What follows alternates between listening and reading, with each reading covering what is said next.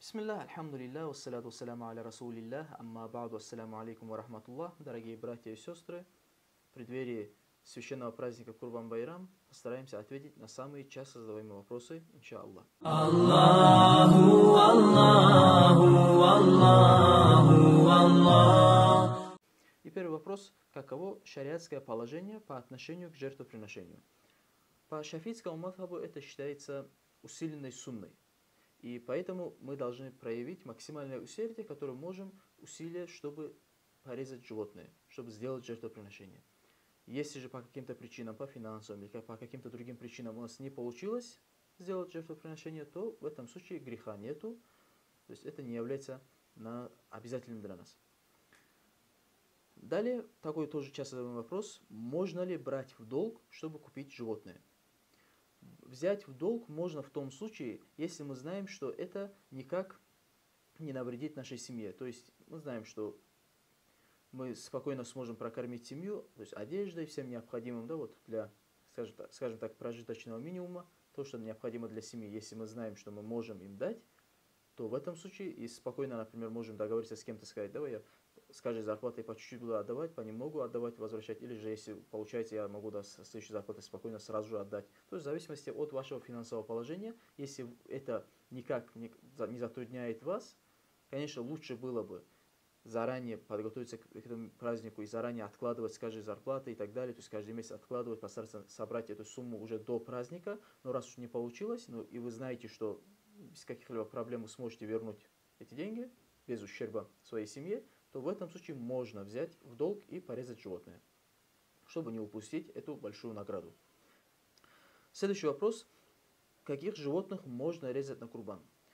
Из Корана и хадисов пророка, саллаллаху алейхи вассалям, которые дошли до нас из достоверных преданий, мы знаем, что это, во-первых, верблюд, это крупнорогатый скот, коровы, бычки и буйволы, это мелкорогатый скот, овцы и козы. Эти животные, то есть отношения этих животных до нас дошли предания от хадисы от пророка, саллаллаху алейхи вассалям. Следующий вопрос: это какой возраст должен быть у этих животных? То есть верблюд должен быть 5-годовалым, то есть полноценный, полный 5 лет должен быть у верблюда, и на 6-й год он перешел. Крупнорогатый скот, корова, буйвол, бычок, должен быть 2-годовалым, то есть полные 2 года уже на 3-й год перешел. Также и козы должны быть 2-годовалыми, а овцы должны быть годовалым, то есть овце достаточно 1 года. Если овца достигла возраста 6 месяцев, полных 6 месяцев, и если у нее выпали зубы, да, передние зубы, то и она пригодна для курбана. Следующий вопрос: это какое качество должно присутствовать у жертвенного животного? Какое качество? Жертвенное животное, конечно же, должно быть чистым от недостатков, которые уменьшают количество мяса животного или портят его. То есть те качества, которые портят животное, мясо его портят и так далее. То есть от них должно быть чистым. Но, смотрите, разрешается приносить в жертву животное, у которого нет рогов, или они сломаны, или одного из рогов, да, сломано. Также животное, у которого отсутствуют некоторые зубы, но не все, то есть они не мешают ему кушать, и мы видим, что животное упитанное от того, что у него нет зубов, это никак не вредит, оно все равно упитанное, то в этом случае тоже можно. Но если отсутствуют все зубы, и у него были, они выпали, то нельзя.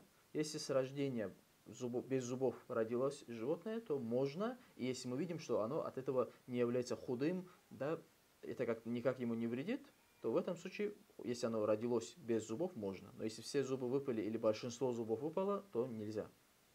Если она слепая на один глаз или же на оба глаза, то есть разницы нету, даже если у нее есть глазное яблоко на месте, зрачок, если даже есть, все равно, если оно слепое хоть на один глаз, то такое животное резать на курбан нельзя. Пригодно животное, у которого слезятся глаза. Животное с клеймом, животное, которое не видит по ночам, но в дневное время видит. Таких можно. Также пригодно животное, которое родилось без вымени, без хвоста, без курдюка. Таких животных можно. Но непригодно животное с детенышем в животе. С детенышем в животе нельзя. Если мы, например, порезали, узнали, что у него был детеныш, то тоже уже не засчитывается этот курбан. Как курбан не засчитывается. Также очень худое, то есть кожа до кости, которая осталась, очень худое животное тоже нельзя. Очень сильно больное, которое болезнь ее влияет на ее мясо, тоже такое животное нельзя.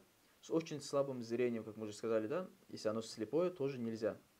Также, если оно сильно хромое, то есть явно видна хромота. Например, когда мы видим, что стадо, например, овец, они бегут, например, на траву или на что-то, на еду, на какую-то, да, и мы видим, что один из них отстает ввиду того, что он, скажем так, хромой, то в этом случае мы явно замечаем, да, что он отстает от стада. То такого нельзя. Также очень важный момент, когда мы, например, спускаем с машины, чтобы из-за того, что он как-то неаккуратно слез, повредил ногу, стал хромать, сломал ногу и так далее, то в этом случае тоже нельзя. Или же, например, мы уже неаккуратно уложили животное, перед тем, как хотели порезать, тоже нельзя его уже резать, оно не засчитывается как курбан. Резать можно, да, как обычно, просто как мясо получится, халяльное мясо, его можно кушать, с этим проблем нет, но это как курбан не засчитывается. Также непригодное животное, у которого отрезана хоть небольшая часть уха. Такое животное резать нельзя, потому что по шафитскому масхабу уши должны быть целыми. И если, например, животное родилось уже с отсутствующими ушами, например, или без одного уха, то в этом случае тоже нельзя резать это животное. Пригодное животное с поломанными рогами, а также с повторно выросшими после того, как они были сломаны, если это не принесло ущерба мясу животного. То есть мы знаем, да, когда рога сломались, например, ближе к голове, там уже повредило мясо и так далее, то в этом случае нельзя. А если они просто, даже если с кровью вышло, то никаких проблем нету. Но, конечно, желательно, сунна является, можно такое животное порезать, но сунна является взять животное, которое с хорошими рогами, упитанное, хорошее животное взять, является желательным, является сунной, больше награды за это будет, иншаллах. Следующий вопрос, это у нас какие виды животных предпочтительных для жертвоприношения. Да? Какие более предпочтительны? Самое предпочтительное животное для жертвоприношения это верблюд. То есть, когда мы от одного человека, да, мы знаем, да, что верблюдов там, и крупнорогатый скот, коров и буйволов можно, да, семерым можно, за семерых резать. Но мы сейчас говорим, когда максимальную награду хотим получить, если от одного человека порезать, то лучше порезать одного верблюда. То есть от одного человека, если хотим порезать. Также затем после верблюда идет уже крупнорогатый скот, как мы сказали, это коровы, буйволы, бычки. Затем после коровы идет уже овцы, после овец уже идут козы. То есть это уже вот так по награде за них. Человеку предпочтительней входить в число семерых людей, за которых режут верблюда, затем входить в число семерых, за которых режут крупнорогатый скот. То есть если присоединиться, что лучше? Лучше на верблюда присоединиться. Или же, а затем уже идет крупнорогатый скот, это корова, бычок или же буйвол. Далее, еще вопрос. Лучше присоединиться к семерым или же отдельно одну овцу порезать? Лучше заколоть одну овцу, чем входить в число семерых, за которых режут верблюда или крупнорогатый скот. Разницы нету. Также предпочтительным является заколоть 7 коз, чем порезать одного верблюда. И 7 овец лучше, чем 7 коз от одного человека. То есть от имени одного человека мы режем 7. Да, вот один человек берет от своего имени, режет, например, для себя имеется в виду. Для себя, да, во имя Аллаха, режет для себя 7. Это лучше, 7 овец лучше, чем 7 коз. А 7 коз лучше, чем один верблюд. То есть мы понимаем, да, отсюда. Если у человека есть средства, возможность, то вот по возможности максимальную награду хочет получить, то 7 овец это предпочтительнее, конечно же. Что касается цвета, то самый предпочтительный цвет это белый, затем желтоватый цвет, затем серый, затем красный, затем пестрый, а затем уже черный. Самец предпочтительнее, чем самка. Самка, которая не приносила приплод, предпочтительней, чем самец, который много раз спаривался. Упитанное животное предпочтительнее, чем худое животное. Да, мы ранее сказали, что худое нельзя, но какое? Это которое очень сильно уже жира нету, ничего нету, которое кожа до кости, вот очень сильно исхудалое животное, такое нельзя. А если оно не совсем прям упитанное, немножко, если у него худое немного, то можно такое животное. Но чем худое, чем два худых, лучше одно упитанное животное. Это лучше. Из мелкорогатного скота самым предпочтительным является упитанный белый баран с большими рогами. То есть максимальную награду получаем за такого барана, если его порежем. Иншаллах. И также животное, у которого высокая цена, оно предпочтительнее, чем такое же животное, у которого цена меньше. К примеру, один баран, купленный за 1000 рублей, предпочтительнее, чем 3 барана, которые вместе стоят столько же. То есть, чем видим, да, здесь продается 3 барана за 1000 рублей, но здесь продают таких же, да, по, скажем так, упитанности и так далее, такого же, но за 1000 рублей продают, тоже одного. То лучше, конечно, взять тот, который дороже. Это мы говорим не обязательно так делать, мы говорим про желательность, если мы хотим максимальную награду получать. Следующий вопрос – это время жертвоприношения. По маслу имама Аш-Шафи'и жертвоприношение можно совершать, начиная с первого дня праздника жертвоприношения. После того, как взошло солнце, и если после этого прошло время, достаточное для совершения короткого двухракатного намаза и чтения 2 коротких проповедей, хутбы. Да? Это примерно около 10 минут. И получается время длится, вот, которое можно резать уже, мы сказали, к началу, а уже далее оно длится с праздничного дня все 3 дня ташрика. Да? Аяму ташрик. Эти все 3 дня, получается, в общем 4 дня по шафийскому мазхабу можно резать животное. До захода солнца, получается, праздничный день, потом еще 3 дня, после праздника на 3-й день, мы до захода солнца можно приносить жертву животное. Если приносить жертвоприношение сделать, да, до или после упомянутого времени, то оно не считается курбаном. Да, животное можно кушать, это халяльное мясо, но это не считается за курбан. Что касается самого предпочтительного времени для жертвоприношения, то это период после совершения праздничной молитвы и чтения хутбы, до полуденного времени. То есть до полуденного времени мы, если порежем животное, то это максимальная награда будет по времени. И также, по мнению всех имамов 4 мазхабов, является самым предпочтительным временем для жертвоприношения. Вот это время, которое мы назвали. И какие желательные действия есть во время жертвоприношения. К закалываемому животному следует относиться с жалостью. К месту закалывания животное приводит аккуратно. Таким же образом следует и уложить его. То есть с животным нужно аккуратно относиться к нему, потому что пророк, саллиллаху алейхи вассалям, сказал: когда вы закалываете животное, то делайте это красиво, аккуратно. При закалывании животного следует его отгородить, чтобы другие животные не видели, как вы закалываете его. И особенно следует изолировать детеныша от матери, да, если мы режем самку. Также пророк, саллиллаху алейхи вассалям, увидел, как один человек тащил животное, чтобы резать его, держа его за уши. В этом случае пророк, саллиллаху алейхи вассалям, сказал ему: отпусти уши и веди животное, держа за переднюю часть шеи. То есть аккуратность. Показал ему, что нужно с животным относиться с милостью. Также необходимо хорошо заточить нож для закалывания, чтобы не мучить животное. Да? Если за один раз порежем, это будет очень хорошо, наилучший вариант, или хотя бы за 2 раза. Это намного будет, да, максимальная награда будет за это. То есть надо, суннатом является с хорошим наточенным ножом. Также не следует точить нож в виду у животного. То есть животное не должно видеть. Заранее нужно заблаговременно подготовить нож. И однажды от мясника убежало, говорит, его животное и подошел к пророку, саллиллаху алейхи вассалям. И мясник пришел вслед за и стал тащить свое животное за ногу. Тогда пророк, мир ему и благословение Аллаха, сказал этому животному, обращаясь к пророку, обратился, саллиллаху алейхи вассалям, к животному и сказал: ты подчинись велению Всевышнего Аллаха. А мяснику сказал: а ты отнесись к этому животному с милосердием и веди животное к месту закалывания аккуратно.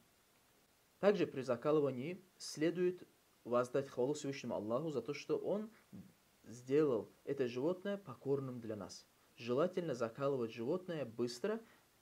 Необходимо вместе с горлом перерезать 2 сонные артерии. Тоже является суннатом. Также при закалывании сунна является дать животному попить воды, уложить его на левый бок, направив в сторону киблы. Также привязать 3 ноги, а правую заднюю ногу оставить свободной. Нежелательно снимать шкуры животного, пока оно не, скажем так, не перестало шевелиться. Также желательно, чтобы тот, за которого совершают жертвоприношения, закалывал животное сам. Желательно, чтобы он сам закалывал. Если же человек сам не закалывает, то желательно хотя бы присутствовать при этом. Да? Мы должны уполномочить сделать вакилем другого человека, если сами не можем порезать. Также и женщина, если сама так как не режет, она делает вакилем другого. Другого человека делает вакилем, и желательно там присутствовать. И желательно также, если человек сам не так мы сказали, да, уже поприсутствовать должен. Если жертвоприношение совершается за женщину или за несовершеннолетних детей, то желательно, чтобы они тоже присутствовали, как мы уже сказали ранее. Человеку до закалывания животного желательно произнести следующую молитву. Желательно, чтобы человек, который закалывает, он сказал «Бисмиллах, Аллаху Акбар». И вот так произнес жертвоприношение. Это является тоже сунной, желательным по шафийскому мазхабу, так сказать. Также желательным является тому человеку, который вознамерился порезать животное, то есть за которого именно режет животное, то ему желательным является не стричь ногти, не стричься, да, волосы, не убирать с тела, ничего. То есть, что даже, если маленькая кожица какая-то отделяется, тоже, чтобы он не отделял, желательно пока не порежет животное. И это желательно делать именно тому, за кого режут. То есть, кто именно собирается резать, ему именно желательно. А так, мы знаем, что если в семье хотя бы за кого-то порежет животное, то вся семья получает награду получает вся семья. И при этом мы понимаем, что всем не нужно там оставлять ногти и так далее, волосы. Это относится только за кого режут. Но награду получает вся семья, иншаллах. Также пару слов про намаз. Праздничный намаз, иншаллах, на праздничный намаз именно мы знаем, что в Ураза Байрам мы приходим утром, кушаем и приходим на праздничный намаз. В Курбан Байрам мы делаем наоборот. Мы приходим не покушав на праздничный намаз, после этого идем домой, режем жертвенное животное и первую еду, которая приготовлена из мяса жертвенного животного, именно его уже кушаем, то есть первая еда, которую мы покушали, это именно еда, которая приготовлена из мяса жертвенного животного. Если, например, сами не режем, можно пойти к родственникам, у них сделать это, да, покушать уже еду из мяса жертвенного животного. Также желательно, мы знаем, максимальная награда будет, если мы оставим для себя, которым мы порезали животное, такую часть, например, там полкилограмма, килограмма, сколько хватает, да, обычно на нашу семью, чтобы покушать один раз приготовить, вот это количество оставляем, а все остальное раздаем беднякам.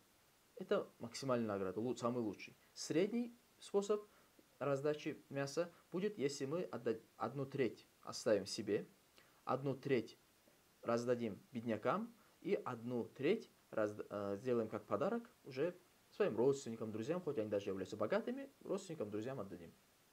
Это средний способ. И самый минимальный, то есть без которого уже не засчитывается наш курбан, это хотя бы вот на одну порцию, чтобы приготовить, на один раз приготовить, чтобы семье хватало вот такое количество мяса, отдать хотя бы одному бедняку, а все остальное можно уже там и себе оставить, и можно и себе какую-то часть оставить, можно какую-то часть уже сделать подарок родственникам, друзьям, хоть они даже богатые. То есть, как мы поняли, мясо нужно раздавать именно в сыром виде обязательно, и хотя бы один бедняк на один раз приготовить еду, вот такое количество мяса должен получить от нас. Иначе наше не засчитывается. И также раздавать нужно в том месте, где мы порезали животное. Не где на данный момент находится человек, за которого режут это животное. Нет. А именно там, где это животное было порезано. Именно в этой местности, в этом селе или городе нужно раздать. Хотя бы один кусочек нужно отдать там малоимущим. Лишь после можно, да, уже в другое место тоже отнести мясо, уже там раздать бедным или же своим родственникам и так далее. Но хотя бы, как мы сказали, на одну порцию, на одну еду хотя бы, чтобы один раз приготовить, такое количество мяса нужно отдать беднякам. Это очень важный тоже нюанс, который есть многие, да, кто не знает об этом. Пусть Всевышний Аллах примет от нас и от вас все наши жертвоприношения в этот священный праздник Курбан Байрам. Если какие-то еще вопросы остались, можете их задавать в комментариях. Иншаллах, постараемся помочь ответить. Ассаляму алейкум ва рахматуллах.